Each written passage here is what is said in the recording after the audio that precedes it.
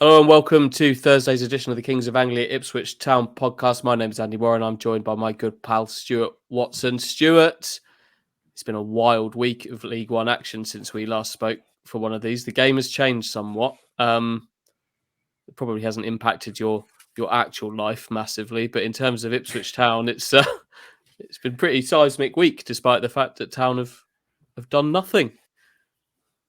Yeah, when did we last do one of these? Back end of last week, and we were talking about whether Barnsley beating Sheffield Wednesday was a good or a bad thing. I thought it was a bad thing because I thought Sheffield Wednesday were gone, and there's no way we're going to catch Sheffield Wednesday. And when I did a look at the run-ins recently, I left Sheffield Wednesday off there because I just thought they weren't a factor in this equation. And then everything's flipped on its head. Since we last spoke, we've had Forest Green 1, Sheffield Wednesday 0 on the Sunday. Tuesday, Exeter 3, Barnsley 1. And then last night, Cheltenham 2, Sheffield Wednesday 2, in which they had to come from 2 goals down in the second half to salvage a draw. So a set of results that I don't think anyone saw coming, and it's blown it wide open at the top. This is now a 4-way race for automatic promotion. This is going to be absolutely thrilling, isn't it? For a mad kind of April with eight games crammed into April, one in May. Obviously, this could be a sort of a title automatic promotion race, playoff race for the ages, couldn't it? Like we've obviously got a horse in the race in Ipswich, but even if you haven't, this is great. Yeah, I mean, all 4 of those teams could easily finish in the 90s for points. Don't think that's ever happened before. I don't know. You'd have to go through all the divisions, going back quite a long way for that to happen. It may be the first time that's ever happened. We've got 4 teams really slogging it out at the top of the table. We've had plenty of twists in this last 7 days, and I'm sure there's going to be plenty more twists and turns to come over April and the start of May. Yeah, absolutely. Town obviously not in action during that time, but just to quickly recap what the table looks like after all those results. Plymouth top, sailing at the top on 80.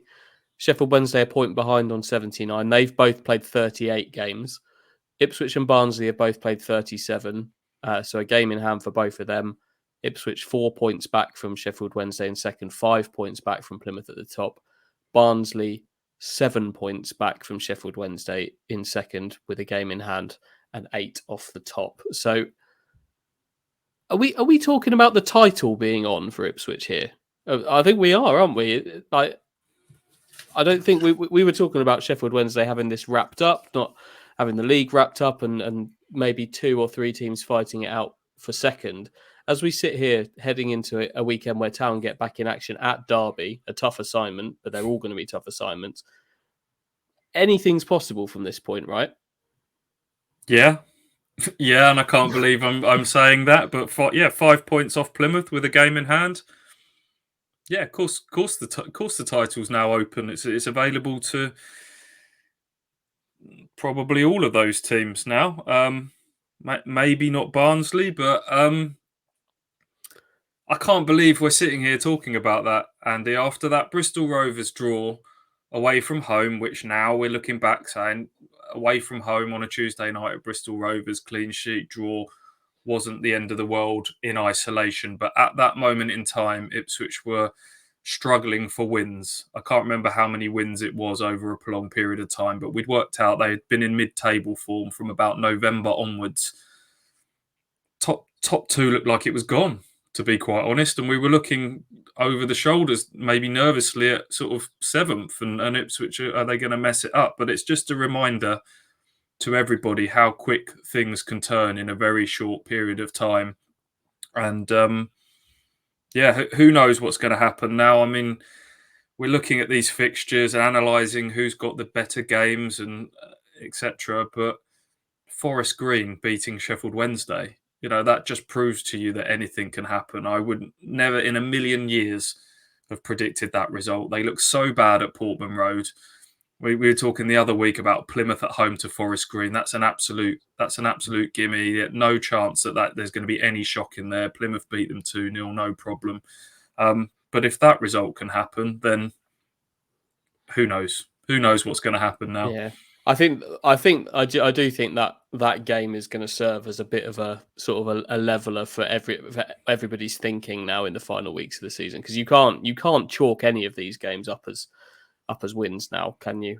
We'll get the fixtures up and have a chat about them in a minute. But before we do, how do you think Sheffield Wednesday are feeling right at this point?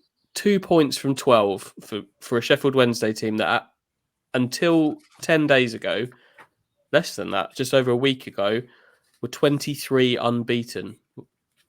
They've now lost 2 of their last 4. They've taken 2 points from their last 4 games. It made me start to think a little bit that a slightly different situation. It made me start to think about those early Paul Lambert teams that felt completely unbeatable. Ipswich Town at the start of the season, then they go to Accrington and get a hit and don't recover from it. I think Sheffield Wednesday have probably got more substance to draw upon than those early Paul Lambert teams. But we know from experience that recovering from a knock when you kind of feel unbeatable is not automatic, is it? You don't just lose a game like they did at Barnsley, a brilliant game. No shame in that loss, but you don't just get back on the horse after it necessarily. It's hard to do.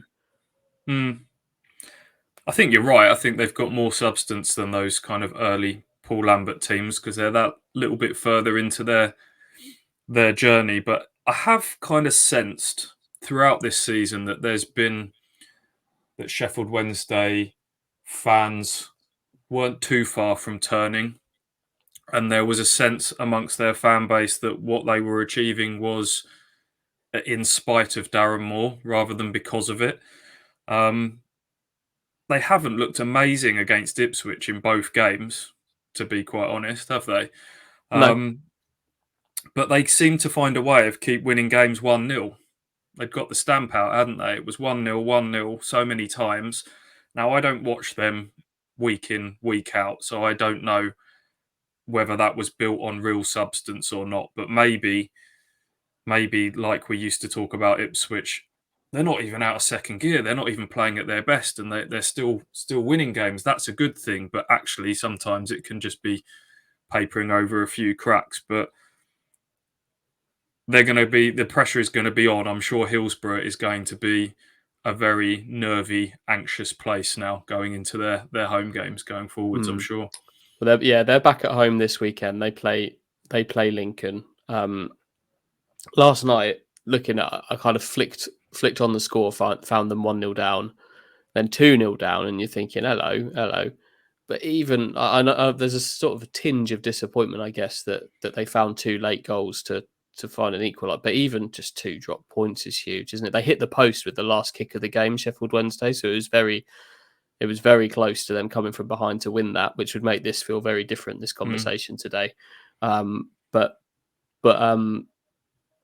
the swing is just wild. Should we get some fixtures up and we'll have a chat through the situation? Like if I'm Sheffield Wednesday though, there is only so long you can kind of win games 1-0, 1-0, 1-0. It's that's the finest of margins. It only takes one little thing to go wrong for that to kind of tip the other way. But if I'm Sheffield Wednesday, I'm still feeling confident because of some of the big players that they've got.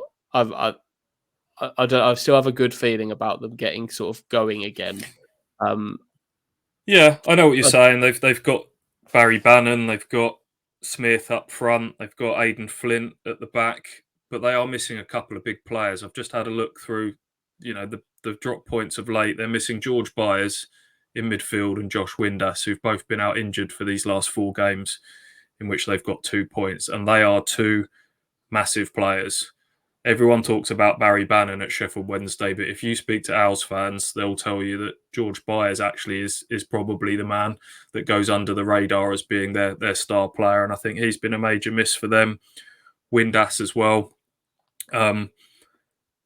when you're swapping goalkeepers, I think that's always a bit of a sign that things aren't going too well. I know that Stockdale came back in for Dawson last night. We've seen it before where Ipswich couldn't make up their mind on goalkeepers and kept swapping them.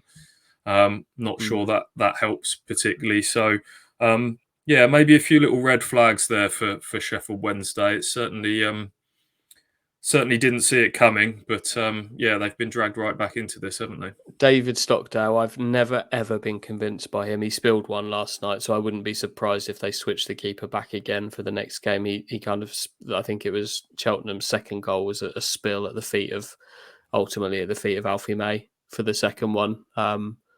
So I wouldn't be surprised. And you're right, that's not a good sign. As we said, they're back at home to Lincoln this weekend. Ipswich playing again away at Derby. Barnsley are at home to Morecambe. Plymouth not playing in League One. They're at Wembley in the Papa John's Trophy final. So we've got, if you're watching on video, we've got the fixtures up in front of us. If for audio listeners, we'll talk about them as we go. 9 games left for Ipswich and Barnsley. 8 games left for Plymouth and Sheffield Wednesday. What are we thinking when we look at some of these games? Are there any periods that kind of jump out at you for kind of like for for and against each of these teams' promotion chances? Some very basic things for and against. Sheffield Wednesday have got 1 less game than everyone else now. Don't know if you can read anything into that. Plymouth have obviously got the same number of league games, but they've got that game at Wembley on Sunday. Will that work for or against Plymouth? I'm sure there's a lot of emotional energy that's gone into the build-up for their game on Sunday. However that result goes, may affect them one way or another. We shall find out. So yeah, just seeing those two gaps visually, looking at there, that's something that jumps off the page straight away. 1 less game for Sheffield Wednesday, and Plymouth have got a big day out at Wembley to factor into things. Yeah, so the game, the night that Ipswich and Barnsley make up their game in hand on Sheffield Wednesday, they play each other. So that's going to be huge. We know that game was huge, but it's also kind of the game in hand where it gets everybody level going into the two final games at that point. We've spoken for a while about Plymouth, haven't we? Who have kind of not been really discussed in the last few days, but we know that on paper their run-in is kind of the easier one. Shrewsbury, the only sort of loose kind of playoff contender team in there. But a game that jumps out for me for them is obviously they're at Wembley this weekend, but their game away at Exeter, a Devon derby. That I'd love to be at that game. That would be massive. Exeter play everybody on this list. They've obviously already played Wednesday. And I've already played Barnsley. And I've already played Barnsley as well. Sorry, not Sheffield Wednesday, but that would be huge. I think that's kind of the biggest test for them. They've got Exeter away and then Shrewsbury away. 4 games at home. They've won 17 of their 19 at home. They've got 4 more at home where they would really want to be taking 12 points from them. But I think Plymouth's bid for this is going to be built on what they can do away, where they've been a little bit shaky at times. Yeah, and they've got their next away trip off the back of Wembley, and they'll have had a big old gap between league games by the time that match comes around. They didn't play over the international break, so I think they'll have had a big gap between league games, and then they go to Morecambe, which is a long old trip up to Morecambe. Then they've got that Devon derby. So, yeah, looking at their run-in, you would hope that if Ipswich are going to catch Plymouth, you would hope that they eat into that margin sooner rather than later. Looking at Plymouth's last few games. Well, the massive, I think the big thing is that we've reached this point of the season now. Everything that's happened over the last week, it's not in Ipswich's hands in the truest sense, because if Plymouth and Sheffield Wednesday do what they want to do from here, Ipswich can't really do an awful lot about it. But it is in Ipswich's hands. If Ipswich continue this in really impressive run of form they've got from here, they'll be promoted, I think, because there are twists and turns. If Ipswich can avoid ending on the wrong side of them, they'll be promoted. But this derby game's huge because of all the twists and turns, all the shocks, everything that's happened over the last few days. If Town don't kind of come back and get something at the very least from a difficult game at Derby, it's all kind of moot, isn't it? And it's kind of back to square one again. Potentially, it is and it is and it isn't. I've seen some people say these results over the last week mean nothing if Ipswich don't go and win at Derby on Saturday. Well, they do. They do still mean something because it means that actually there's a little less pressure on Ipswich now going to Derby on Saturday. Had everybody else won, it would have been, crikey, we need to win this to keep pace. Of course, Ipswich, we want them to go there, really capitalise and go and get a win. But I don't think it would be the end of the world if they went to Derby and drew on Saturday. They'd still be bang in the mix. Look, they'll go there to try and win. They're capable of winning. They've shown that at Bolton recently. Derby is stuttering big time at the moment. The ambition will be to go there and get 3 points. Of course it will. But what I'm saying is these results have just maybe lessened what the damage would be if Ipswich were to drop points, whether it's at Derby on Saturday or whether that comes further down the line. Because as much as I'd like to think Ipswich can go and win their last 9 and go all the way through, realistically, it's not going to happen. There will be a trip or a stumble or a drop 2 points here or there along the way. So what these other results have done is mean that that can happen and they'll still be in it. Well, hopefully as well that the kind of the outcome of the last few days might kind of help temper things a little bit if bad results do happen. It's kind of in all of our nature, isn't it, to read everything into every result? But let's just remember there's going to be twists and turns here. Town could well not win at Derby at the weekend. They could well not win when they, I don't know, play Port Vale at home, which is a game Ipswich really should win. But one result's not going to define things at this stage. I don't think. I think we just have to be prepared for twists and turns and unlikely things to happen. And the last few days has shown us that it can happen. These aren't all winning machines. There aren't 4 teams there that are going to win out. I think Sheffield Wednesday and Plymouth will slip up again, and it's just who slips up the least from this point, isn't it? There's plenty of games we talk about in the games where this game's going to be decided by who makes the first mistake, and that could be how this plays out from here. Who holds their nerve and who can limit those mistakes and who can limit those bad nights. I've got a couple of other things jotted down here. That Ipswich have got 4 at home, 5 away. Barnsley have got 5 at home and 4 away. It's pretty equal for the others, but just little marginal things like that. You talked about sort of purely on paper, and the fact that we've just talked about that Forest Green result against Sheffield Wednesday again kind of throws this argument off a little bit. But Ipswich have got by far and away the most games against top 8 sides. If you break the division down into thirds, Ipswich have got 4 games against sides in the top 8, 4 against the middle 8, and only 1 against sides in the bottom 8. And that includes Cheltenham, who are kind of more of a mid team than a bottom side, I would say.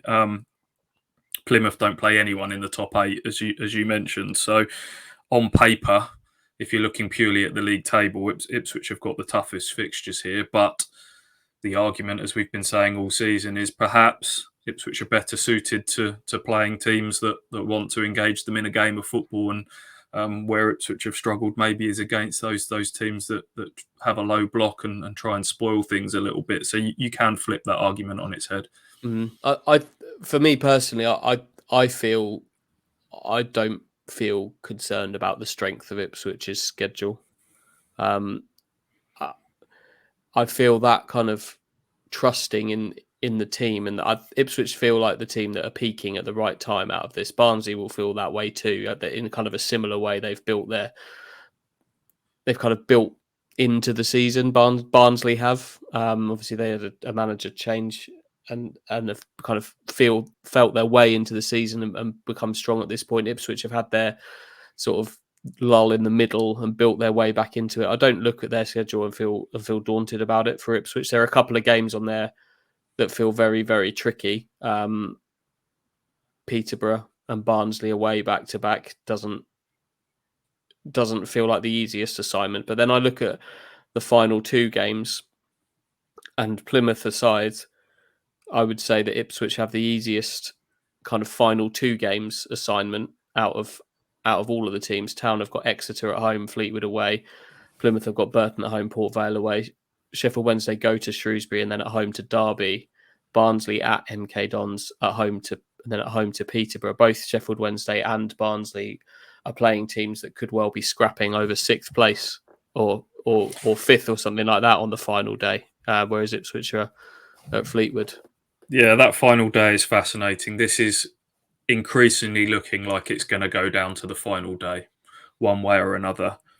And as you say, Ipswich at Fleetwood, by no means an easy game at all. They've already taken a point off Ipswich this season, and have done so to other sides towards the top end of the table. But yeah, Barnsley at home to Peterborough, Sheffield Wednesday at home to Derby, and Plymouth go to Port Vale. So that could be a real humdinger on that Sunday lunchtime on May the 7th. I'm just smiling as we're talking about this, because isn't it just great that we've got something to be excited about, and Ipswich are involved in it. It's been a long time coming, something like this. Even going back to 2014, 2015, Ipswich kind of limped over the line on the final day, needed Darren Bent to miss a penalty, I think, for Derby to sneak in, having lost at Blackburn on the final day and sneaked into sixth. This feels very different. This is my 12th, 13th season covering in Ipswich, and this is the most exciting running that they've been involved in that time. We're going back a while since we've had anything like this. Well, the reason it feels good is because we've got so much faith in this Ipswich team, isn't it? Because we're not sitting here thinking about, oh no, Ipswich are going to blow it. Ipswich always blow. I don't feel like that. I sit here feeling faith in this team. We've seen it sort of build. We all felt it very early that this team was going to be good and was going to do something this season. We were all there when they kind of had their, for want of a better expression, wobbly patch during the middle of the season. And it really does feel, sitting here now, that they're coming on strong, and they are a serious player in this. And it's going to be an absolute thrill. And you know what? They've also got the best goal difference, Stu, which might come down to something here. Town have that. That's never been the case before.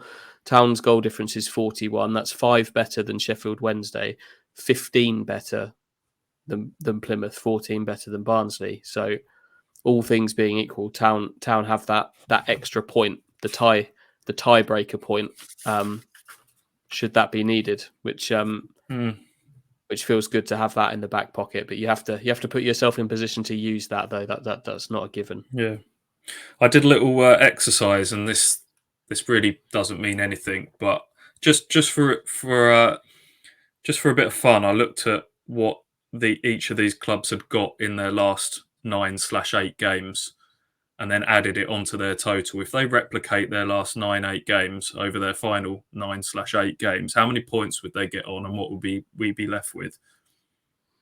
Sheffield Wednesday end up on 93 points, and they finish 4th. Barnsley end up on 94 points, and they finish 3rd. Ipswich end up on 96 points and go up in 2nd, and Plymouth are champions on 99 points. Now, there's no exact science to that. Obviously, who they've played in the last 8-9 doesn't bear any relation to who they've got coming up, but just using the form guide and replicating that for the finale, that gives you an idea. That would be 4 teams finishing in the 90s, and 2 of them missing out. That's where we're at. That's what we're looking at. I'm so excited for this. we'll talk about the Derby game in a bit more detail in a bit, but the fact that the next kind of stop on that journey is at Pride Park, a pretty much full Pride Park. I love going there. The atmosphere is always good. Big away following. All of these away ends are going to be sold out. You see people on social media absolutely like buzzing to have got hold of a stray couple of tickets for the away end at Peterborough. Two tickets available for Cheltenham. Anyone want them? They're gone in seconds. Every single one of these are the hot ticket. The home games are going to be 28s all the way through. It's going to be those Fleetwood tickets will go on sale at some point. That's going to be an incredible scramble to try and get hold of them.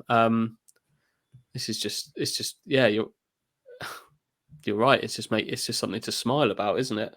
Yeah, and we have got to, or we keep saying it, we've got to try and enjoy it. There'll be a whole lot of anxiety and nerves, but you got to channel that into excitement. These seasons don't come along very often. We've waited a long time for this. I think you're right. It's got to be. This team has earned the faith and trust of us this season. I think McKenna's whole calm demeanour that spreads throughout the entirety of the squad and the club is something to be proud of as well. And we've got to try and take on a bit of that if we can.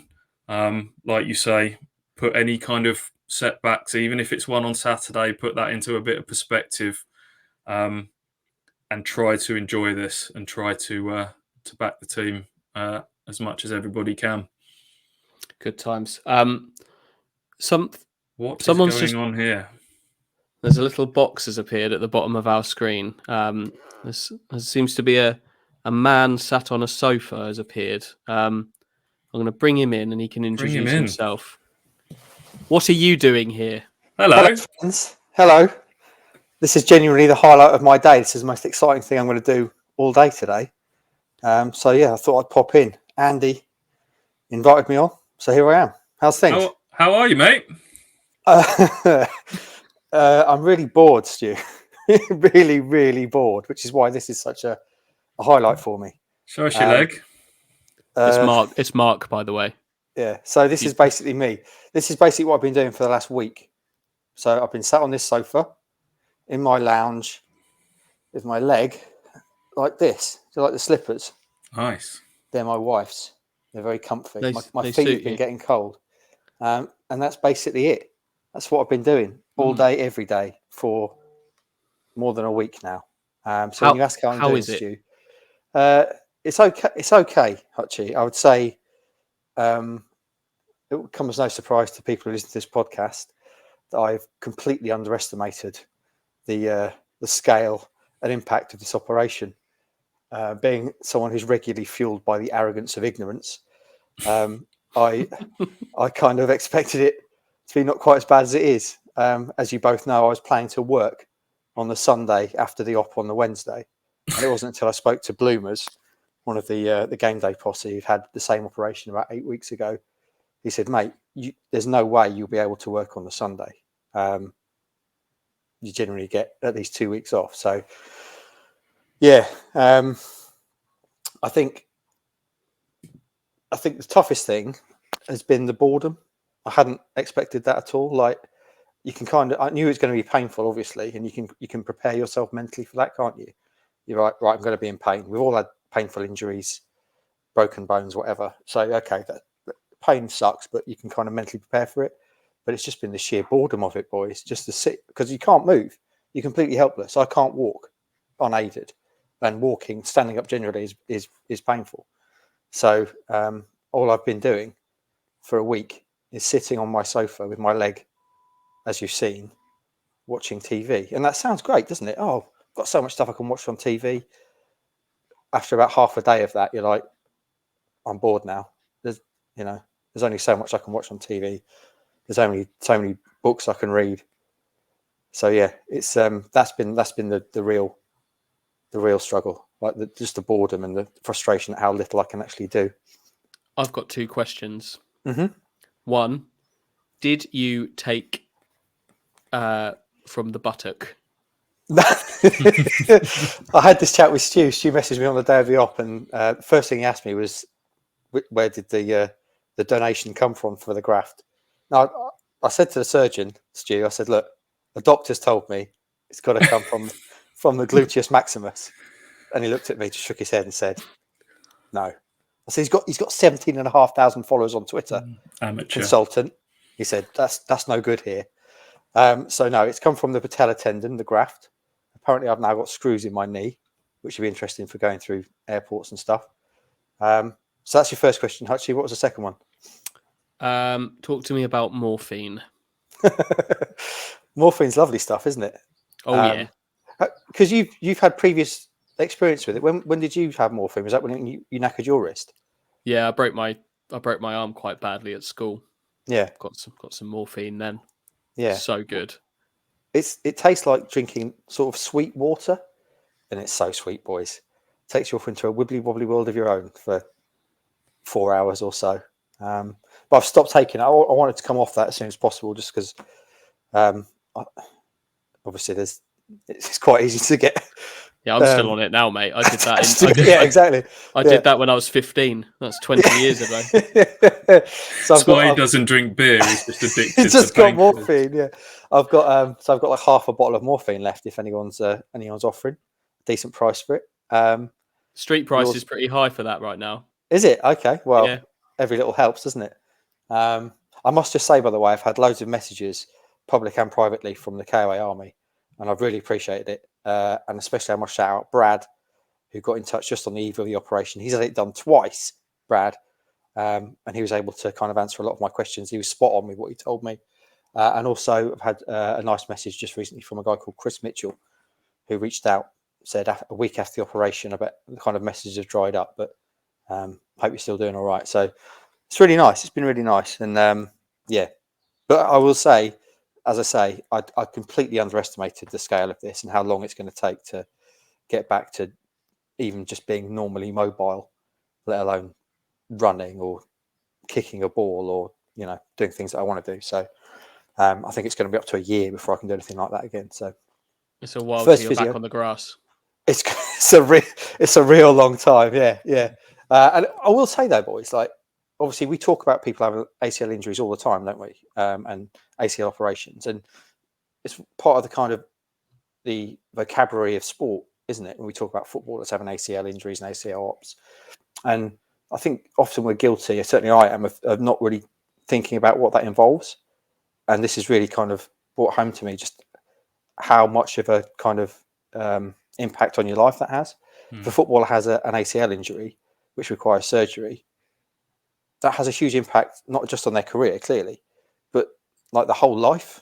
If they've got family, they've got kids, they're going to be immobile for weeks, as I am, and then they've got all the impact of trying to fit in the rehab around the, all the kind of family life and everyday stuff that we've all got. So it's been a real eye opener for me from that point of view. And for someone like David Norris, who's had 4 knee surgeries, you think, Jesus, David. That takes it takes a real, like, serious amount of mental strength, I would suggest, to go through stuff like that.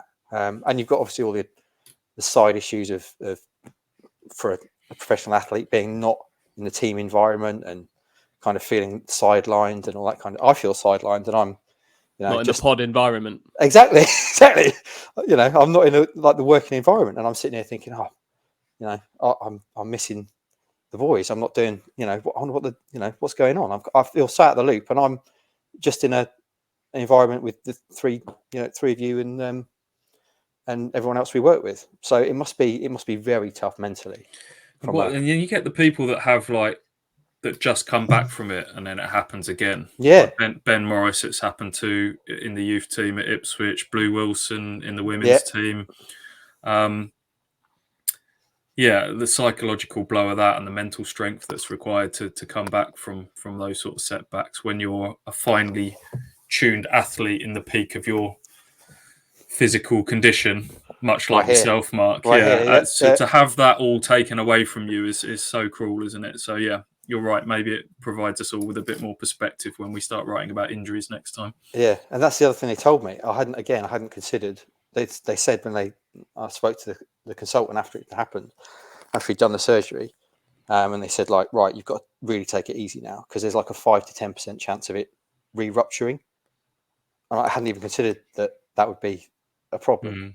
So I'm like super like worried about that, because obviously I don't want to go through this again. And as you say, Stu, for people like Blue and Ben who've had it happen twice, almost back to back, that again, the mental strength to kind of get through that as an athlete, as someone who relies on that for your living, mate, next level stuff. So it's been a real opener, and I've been incredibly humbled by it, if you like, because I'm just completely helpless, boys. Honestly, doing anything takes ages.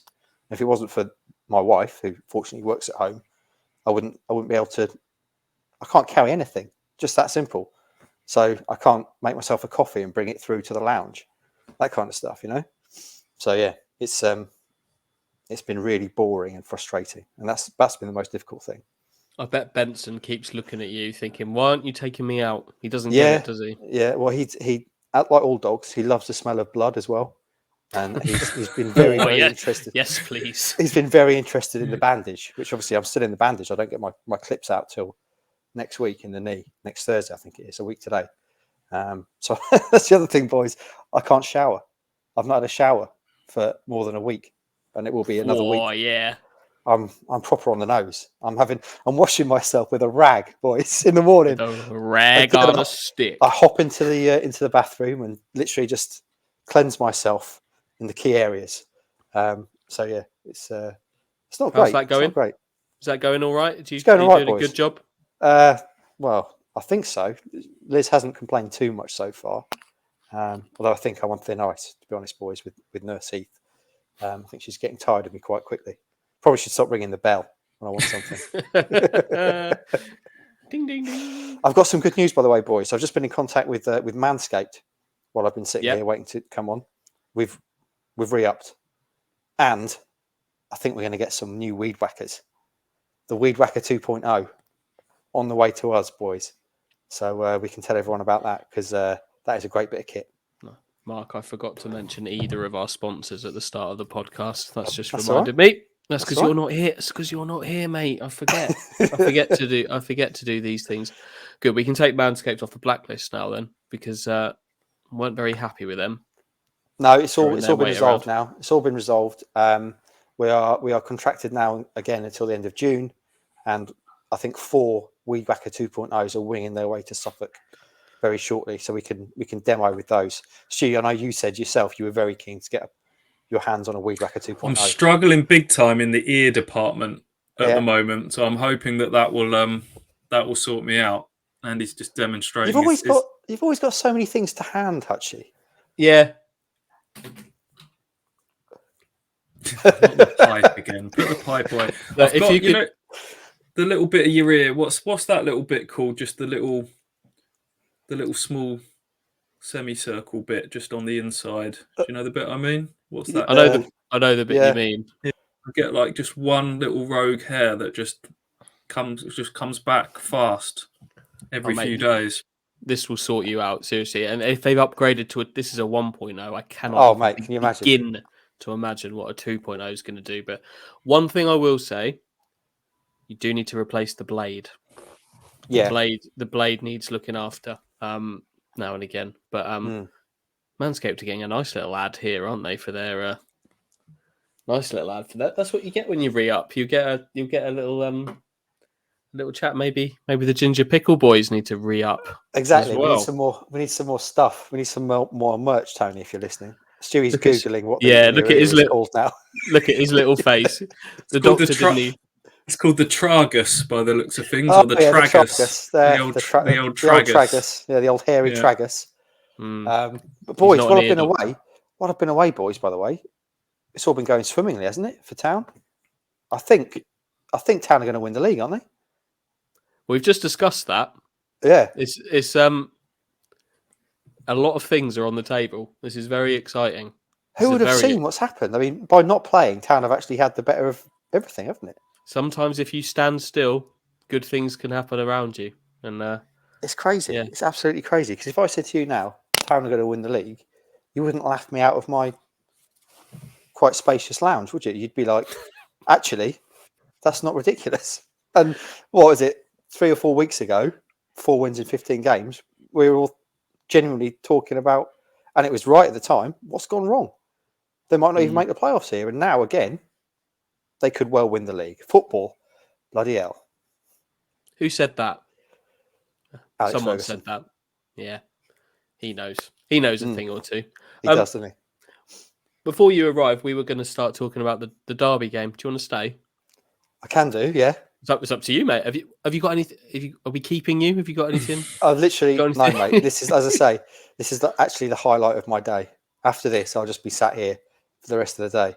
Have you got a little scratching stick? I remember when I broke my leg and it was in plaster. I had a little scratching stick. When I got myself sorted in the morning, my wife would go off to work and she'd have to leave me a sandwich and a drink and everything all within reaching distance. But yeah. Just having a little poke down the cast was necessary from time to time. What did you find most effective for that, Stu? Just out of interest, because I've tried various things. I can't remember. It might have been like a knitting needle or something like I that. haven't It's got a quite a long knitting time needle. ago. I've tried, as horrible as it sounds, I've tried skewers down the old bandage. But I'm also, obviously, I don't want to disturb the wound, as it were. So No. I don't want anything too sharp. I've not found a suitable item yet. When I broke my arm, and I wouldn't recommend, I used a ruler, and it got too far down. It got stuck. I had to go to the hospital, and they had to remove it for me. How did they do that then? You have to take the cast off? Yeah, well, it was quite. Yeah, I got because the way that I broke my arm meant I had to have it plastered kind of above the elbow to start with, and I was due to get it below the elbow soon after. So they brought that forward, thankfully, and removed the ruler. But after that, I then my second cast in the second half of the recovery, I got my cast signed by Titus Bramble. Nice. And my school friends. Was there a message with it, or did he just sign his name? I can't remember. He definitely signed his name though. It was like gauzed. It was one of those casts that had to have gauze over the top of it as well. So he signed the gauze. It was nice. Yeah, it was great. Did he put his squad number? No, I don't think he was a squad number guy. Number 19, if you're asking. But I don't think he did. But my word, that stank when I took that. My arms stank. When you broke your legs, did it stink when the cast came off? I don't remember it stinking necessarily, but it just looks very withered. You realise how much muscle mass you lose. You got one limb significantly skinnier than the other. Stu, how's your ankle? I heard that you injured yourself on the very day that I went in for surgery. Oh, Billy Big Balls here. Yeah. You keep saying that. I said, please don't mention the lack of injuries because you'll give me the kiss of death. It's not been great, I'll be honest. There was a day or two when it was pretty purple. Yeah. But yeah, I'll live. I'm in a better place than you. Are you touch and go? Are you on the questionable list for Saturday or? I went to the driving range last night because I'm off on a golf holiday soon, so I had to check that it was going to stand up to the rigors of that. But yeah, touch wood, it was all right. Excellent, good to hear. Shall I leave you to discuss Derby, boys? It's up to you, mate. You stay if you want. I don't have any kind of real input, and my whole value to this is as a host, and I'm not obviously in the host chair. So if you're going to, okay, if you want to leave, you will at least be able to then listen to our chat about the Derby game. Exactly, and that'll give me something to do later on today.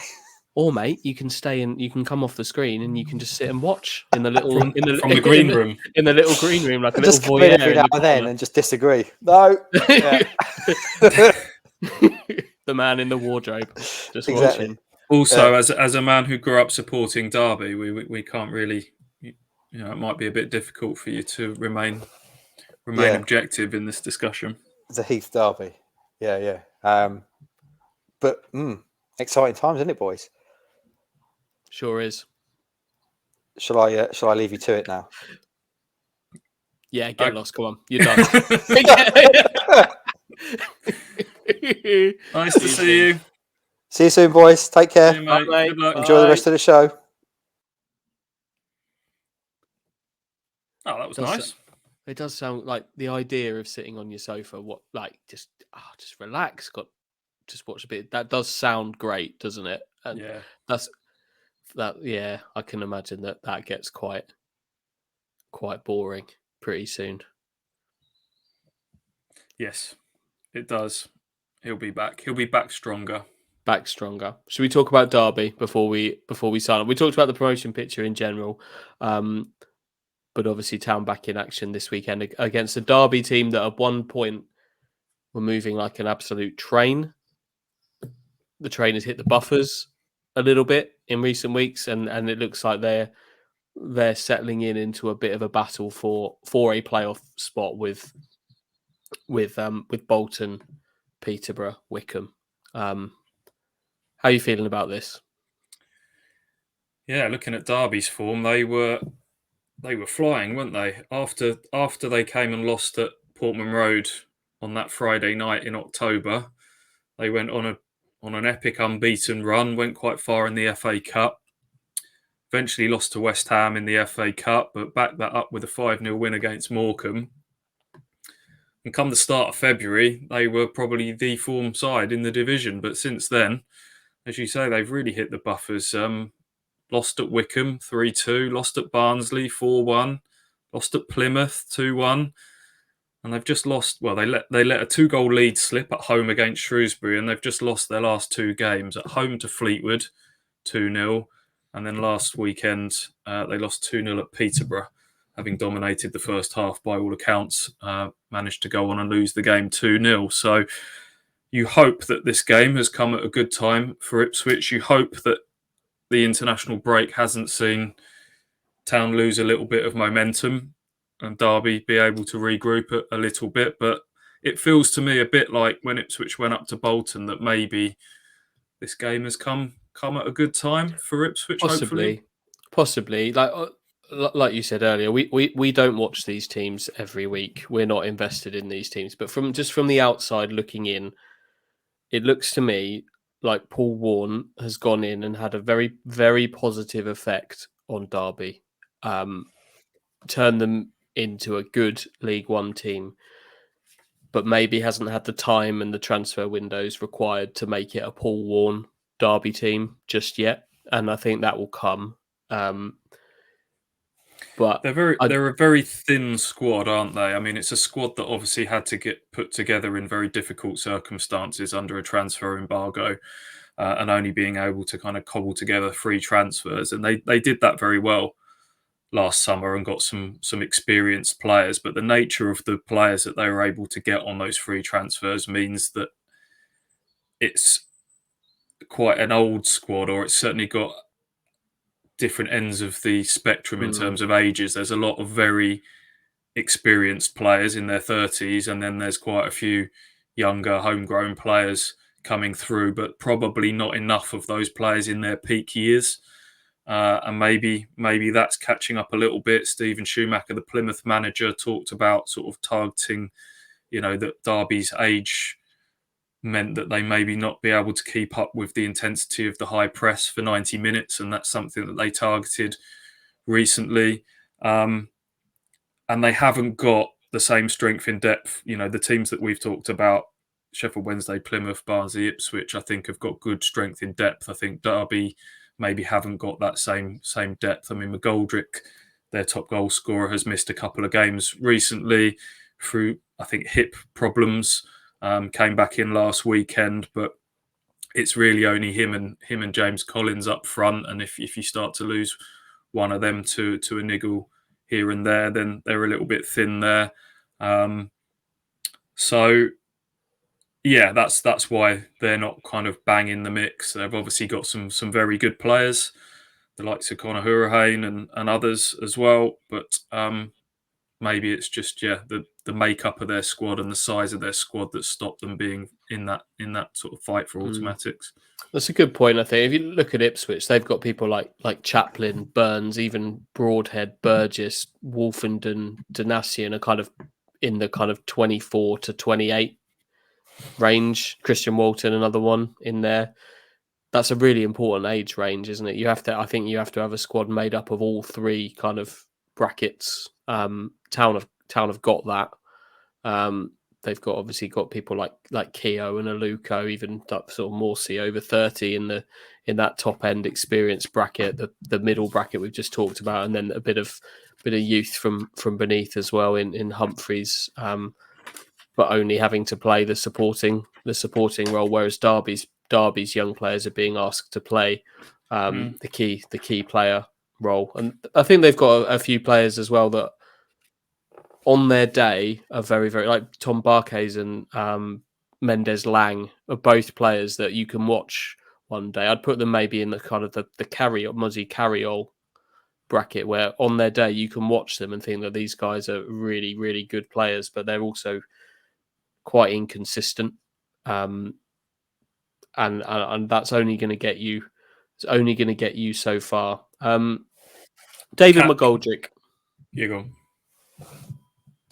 David McGoldrick. Discuss. Okay. Discussed. Yeah. He's only 32 still. You know, I thought he was older. No. Than that. I'm going to Google. You that. sure? I thought he was 35. I might have written that down wrong. I'm going to have to correct myself immediately here. He can't be 35. I lied. Scratch that. He's 35 years of age. But he's got 19 goals, 6 assists this season. He's just a classy player, isn't he? When he's on song, on his game, he's just a lovely football player to watch. Ipswich Town fans don't need telling that. It was a shame the way his Ipswich career kind of drifted towards the end. I think he didn't really sort of mesh with where Ipswich were at as a club, but he's gone on to do very well since leaving Ipswich, hasn't he? And he's doing the business again this season. Did he play in the reverse fixture? I can't remember. He certainly, if he did, he didn't have a huge impact. I think he did. Yeah, I think he gave away the penalty, didn't he? Oh, of course he did. Yeah. Yeah, he did. I only saw the end of McGoldrick. I didn't really see him kind of in his pomp at Ipswich, so I think my view of him is like not accurate, really. But he's not a Paul Warne striker, I wouldn't say. But he's been very effective under Paul Warne. So James Collins is a much more kind of Paul Warne kind of striker to me. But it's really interesting that they've managed to get McGoldrick kind of purring in the way that clearly he can. Interesting. I'm looking forward to seeing that. We saw kind of a quite early Paul Warne derby, didn't we, back at Portman Road? Quite looking forward to seeing what they've got now, and the kind of the supporting cast behind McGoldrick up top seems to be kind of ever changing in terms of who starts in the attacking roles. You got, like we've mentioned, like Barkes and Mendes Lang, Dobbin, Sibley. There's a young lad from Norwich, isn't there? Is it Springett from there? Yeah, White's come in from Tottenham on loan in January. I think Knight's played in those more advanced roles as well. He's quite versatile. So, yeah, they kind of rotate those forward positions. The rest of it behind is quite settled, isn't it?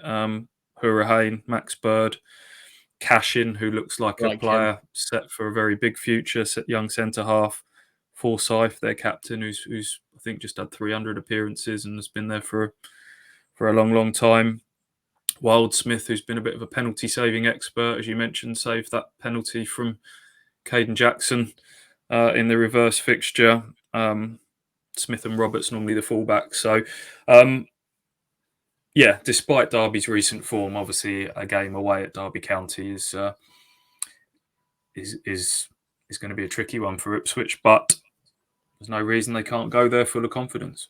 Absolutely. They'll be hugely full of confidence. We've obviously talked about whether the Barnsley game not taking place will disrupt momentum. That doesn't concern me. I think actually Ipswich will go into this game still feeling the glow that has come off their winning run that preceded it. I think they'll have an extra spring in their step after what's happened elsewhere in League One and the opportunities that have opened up for them. So I'm not concerned about kind of a momentum lack, but it is just a game that looks like a concern on paper.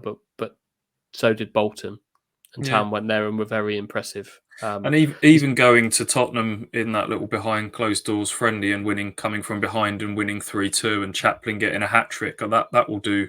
You know, a man who's scored however many braces he's got this season, even in a behind closed doors friendly, to go to Tottenham And okay, it was probably a Tottenham team full of kids, but it still had Hugo Lloris played a big chunk of that game, and Lucas Moura played, and people like that. So just that's a little thing that's probably just kept the feel good factor going behind the scenes. And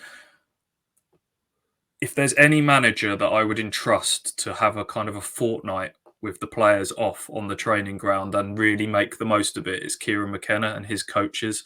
I bet they've really relished cooking something up behind the scenes and really working on just finding the time to breathe and look at these final 9 games and really study opponents, and not just cook up some things for Derby on Saturday, but have probably got some little game plans in mind for teams coming up. And now when you're stuck in the kind of Saturday, Tuesday schedule, they probably don't quite have the time to do that. I remember a couple of times we've spoken to McKenna after Saturday games and started to look ahead to Tuesday. Well, I've not really been able to get my teeth into them yet. As soon as I get home tonight, I'll look back at their footage and go through that. But all eyes will have been on Derby, of course, but he'll have had a bit of space to work on a few things, maybe a few different set piece routines, stuff like that. So yeah, hopefully that this is where an international break comes into its own, when you've got someone who's a specialist coach who really enjoys being on the grass and working with the players. What do you reckon about any kind of shifts to the team? Because it's been a couple of weeks, obviously, since a game. It doesn't look to me. I think it's probably still the same one question almost now, isn't it? In terms of this Ipswich lineup, who starts off front, and I'll be honest, it's not a question that I've got an answer to. I'll throw one more into the mix for you, Andy. I think I would imagine it will be unchanged again and keep kind of riding that. But if you go back to the reverse fixture against Derby earlier in the season, Tyrese John-Jules played as the central striker, and the wide 2 was Jackson and Burns. And I think that was very specifically to counteract Derby in mind. We talked about the age of their players. We talked about some of their wide threats from Mendes, Lang and Barkhausen. It was the high press and pinning back their wide men was a big part of what Ipswich did that day. The goal came from Wes Burns charging down Curtis Davis's back pass, and Jackson obviously then goes around the goalkeeper and hit the post, and Burns put in the rebound. So the fact that Nathan Broadhead's been away with Wales and played a couple of games, and there's a slight injury question mark against him and rattling out games, I'd just throw that in as a potential, because Kieran clearly loves Caden Jackson and thinks he's a man for certain occasions. I don't think it will happen, but it wouldn't completely shock me either if he thought that extra pace and a bit more width, because Broadhead does tend to sort of be a bit more narrow, might be seen as suited to this game. We'll see. There's a logic there. There's like if you're talking about combating a press and penning, trying to sort of defend the flanks and attacking the flanks as well. But lots of it's been spoken about plenty of times that Nathan Broadhead's learning that. That's very much something he is having to learn and be taught by McKenna and by his teammates too. Yeah, I think I'd be surprised if it happened, but I'd not thought about that, and that makes a lot of sense. You've also got Broadhead up your sleeve. Yeah, and then on the flip side of it, of course, is that Nathan Broadhead's just had such a big impact, and he's such his X factor, I think, and his just quality at this level maybe overrides trying to do anything particularly clever from a tactical point of view. He's a player in form. He's a player who's going to be feeling 10 foot tall after scoring for Wales on his debut and getting his first taste of international football.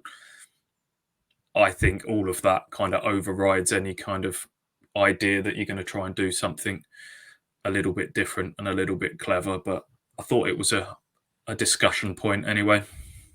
I enjoyed it, mate. And I can see there's definitely a logic in it. Caden Jackson doesn't let Kieran McKenna down when he plays in those roles. So it wouldn't be a surprise. And look, these players are all going to have their role to play in these 9 games, aren't they? There's not I think we've seen a kind of an 18 kind of emerge for Town of late, and I think that each of them's going to have a game, have a moment where they need to deliver. So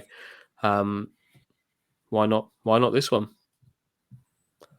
Right. Let's end with some predictions. We've talked about Town wanting to go and win this.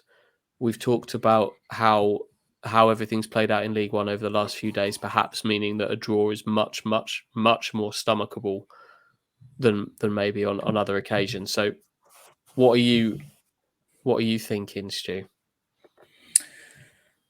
Well, I had the unenviable task of trying to predict the final 9 games for Ipswich, which is difficult when you start getting beyond 2-3 games down the track because you don't know what's coming. I couldn't quite I tried to be pragmatic and realistic about it. This was before these recent results, but even then I was kind of realistic enough to think they're not going to probably win all 9 and they're not going to go unbeaten. And I think there might be a defeat along the way. I don't think that defeat will come this weekend, but I think it might be a draw. And as I said earlier in our chat, I think I'd be of course, you'd be disappointed not to win, but I think ultimately I'll be okay with that given the results of recent. To go to Derby and get a draw, I've got it down for a 1-1. What are you thinking? I'm thinking Ipswich will score twice, and I can't decide whether that should, given Town's defensive record, mean a win. I think they might win. I think they're going to win 2-1. Is my feeling. I think the game, those games with Peterborough and Barnsley down the track are the ones that those back to back that they worry me as the sticky games, maybe even more than this one. But I'm feeling very positive, so I'm gonna ride that. Good. And it feels only right that we finish this on a bit of a positive note. I'm pleased. That's why I went first, because I was hoping you'd follow it up with a positive prediction. What the podcast should definitely end with is some shout outs for our sponsors, because I forgot them at the beginning. A shout out to Manscaped. Thank you for re-upping, and thank you for potentially sending some improved nasal health and to me, and sorting out Stu's ears, which I wasn't going to say anything, mate, but they're looking a bit ropey. So if you could if you could address those when that arrives in the post, that would be great. I do have to sit to your side quite regularly, and it's not a sight I've enjoyed. So if you could get that sorted on the old what are they called, the tumbers? I've immediately forgotten. You're not an ear doctor, are you?